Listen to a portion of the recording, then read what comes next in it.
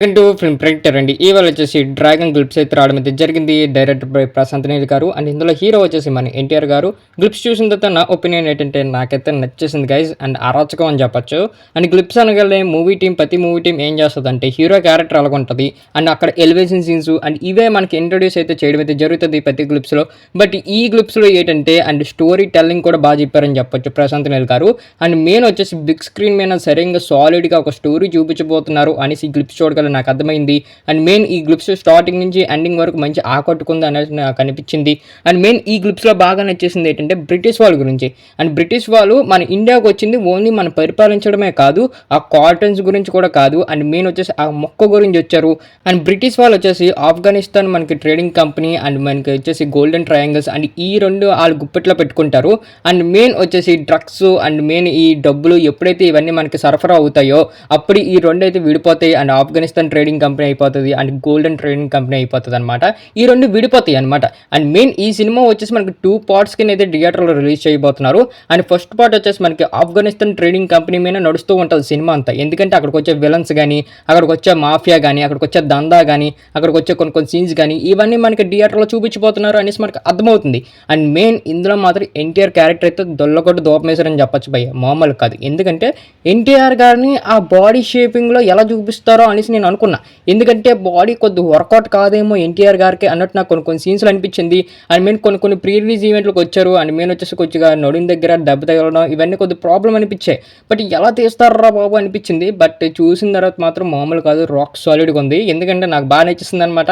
And main ఆ black T shirt మాత్రం ప్రశాంత్ నీకు బాగా వచ్చేస్తున్నట్టు ఉంది. ప్రతి ఒక్కరికి అది వేసేస్తున్నారు అండ్ మంచిగా హిట్లు వాడుతున్నారు. అండ్ ఈ మూవీలో కూడా మనకి మంచిగా చూపించారు ఎన్టీఆర్ గారిని, మంచి రాక్ సాలిడ్గా చూపించారు. కరెక్ట్ సెట్ అయిపోయారు ఈ స్టోరీకి అన్నట్టు నాకు అనిపించింది.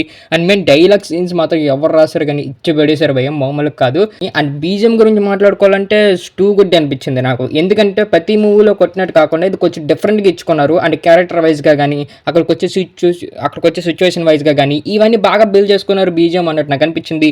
అండ్ మెయిన్ ఈ మూవీలో మాత్రం స్టోరీ లైన్ అయితే మంచి స్ట్రాంగ్గా బిల్డ్ చేసుకుంటారు అన్నట్టు నాకు అనిపిస్తుంది ఫస్ట్ నుంచి అండ్ లాస్ట్ వరకు. అండ్ మెయిన్ బ్రిటిష్ వాళ్ళ గురించి మనకి తెలుసుకోవాల్సిన కథ చాలా ఉంది, అది మాత్రం బాగా చూపిస్తారు అన్నట్టు నాకు అనిపిస్తుంది. ఏ లాట్ ఆఫ్ విలన్స్ని అయితే ఇందులో ఇంక్లూడ్ చేశారు. అండ్ మెయిన్ వచ్చేసి హీరోయిన్ వచ్చే ఎలివేషన్ సీన్స్ కానీ, అక్కడికి వచ్చే కొన్ని సీన్స్ కానీ, అండ్ ప్రతి ఒక్క క్యారెక్టర్ని మనకి ఈ గ్లిప్స్లో అయితే ఇంట్రొడ్యూస్ చేశారు మనకి ప్రశాంత్ నీల్ గారు. అది కూడా నాకు చాలా బాగా అనిపించింది. అండ్ మెయిన్ కొన్ని సీన్స్ చాలా బాగా చూపించారు అన్నట్టు అనిపించింది. అండ్ మెయిన్ ఎన్టీఆర్ ఎంట్రీ సీనే దొల్లగొడ దూపమేశారని చెప్పొచ్చు గ్లిప్స్లోని, ఎందుకంటే బాగా ఇచ్చారు అన్నట్టు నాకు అనిపించింది. బట్ అక్కడ ఎన్టీఆర్ వాయిస్ కాదు అన్నట్టు నాకు అనిపించింది ఫస్ట్. అండ్ వేరే వాయిస్ ఇచ్చారేట్రా అన్నట్టు నాకు అనిపించింది. తర్వాత మన ఎన్టీఆర్ వాయిస్ రాగానే సూపర్గా అనిపించింది నాకు. ఆ డైలాగ్స్ కానీ అండ్ ఎన్టీఆర్ లుక్స్ కానీ టూ గుడ్ అనిపించే. అక్కడ కొన్ని సీన్స్ కూడా బాగా పెట్టారనిపించింది. అండ్ పెద్ద పెద్ద ట్యాంకర్లు యూజ్ చేశారు. అండ్ మెయిన్ వచ్చేసి మిసైల్స్ కానీ ఇవన్నీ బాగా యూజ్ చేశారు కదా అన్నట్టు నాకు అనిపించింది.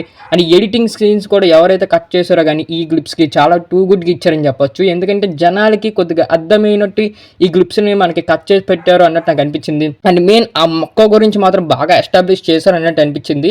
అది మూవీలో ఇంకా బాగా చూపిస్తే మాత్రం ఇంకా సూపర్గా ఉంటుంది.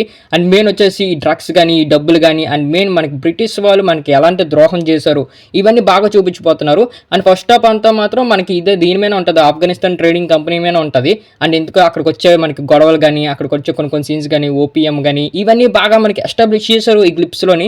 ఇదే కానీ ట్రైలర్లో ఇదే కానీ మనకి సినిమాలో గట్ట చూపిస్తే మాత్రం ఎక్కడికో రాక్ సాలిడ్గా వెళ్ళిపోతుంది.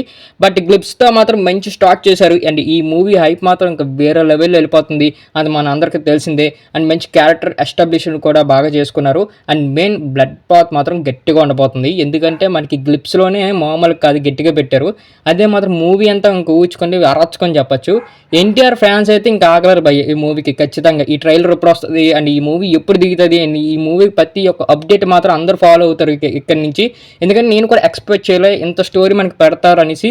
అండ్ ఖచ్చితంగా ఎన్టీఆర్ గారు కంబ్యాక్ ఇచ్చే మూవీ అనిపిస్తుంది నాకు. ఇంకా మనకి ఎన్టీఆర్ ఫ్యాన్స్ అయితే ఇంకా ఫోన్ కాల్ లోడింగ్ చెప్పక్కర్లేదు, థియేటర్లో కూడా ఈ గ్లిప్స్ చేశారు, చాలా ఎంజాయ్ చేశారనమాట వాళ్ళందరూ. అండ్ ఖచ్చితంగా నేను ట్రైలర్ గురించి వెయిట్ చేస్తున్నాను. 27 మనకి జూన్లో రిలీజ్ డేట్ అయితే పెట్టుకున్నారు అండ్ ఈ మూవీ. అండ్ ట్రైలర్ అప్డేట్లు ఇవన్నీ కొద్దిగా లేట్ అవుతూ ఉంటాయి. ఇంకా చూద్దాం, ఏదైనా ఈ మూవీ గురించి అప్డేట్ వస్తే ఖచ్చితంగా మీకైతే ఇన్ఫర్మేషన్ ఇస్తాను. ఇంకా ఈ గ్లిప్స్ ఎవరైతే చూడలేదు వెళ్ళి చూసేయండి. చూసిన తర్వాత మీకు ఎలా కనిపించిందో మాకైతే కింద అయితే కామెంట్ చేసేయండి. ఇంకా మన ఛానల్ ఎవరైతే సబ్స్క్రైబ్ చేసుకోలేదు సబ్స్క్రైబ్ చేసుకొని బెల్ ఐకాన్ మాత్రం అలా పెట్టుకోండి.